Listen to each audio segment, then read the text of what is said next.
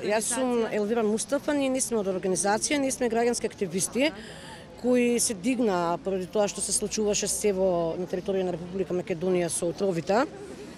Јас сум мајка која што имам дома куче, чувам питбул, кој што спие со моето дете, имам и маче исто така. Отровот што го ставија луѓето, нели само за да ги затворат мелениците на улица што се, предизвика многу големи штети. Неофицијално дознавме дека тој отров се имаат отровено и луѓе во Битола и луѓе во Скопје, да. Последната изјава дека отровот е пронајден блиску до детска градинка, значи ние тоа имаме фотографија, која сакате ќе ви доставиме.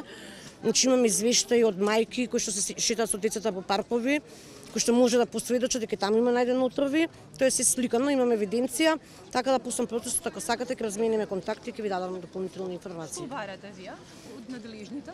Од надлежните бараме, значи, подобри услови за кучињата скитници.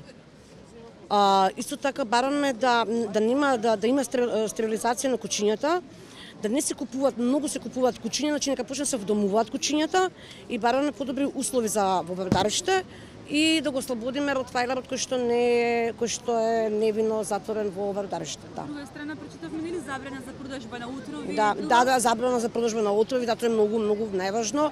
Значи никако да не се продава, затоа што во аптека можеш да купиш отров, а не можеш да купиш диазепам од 2 милиграма. Ме сваќате да страшно, луѓе страшно е стварно. И бараме повисока свесност, многу повисока свесност. Да. Да не го кажавте имате презиме? Јас сум Елвира Мустафа, граѓански активист, да.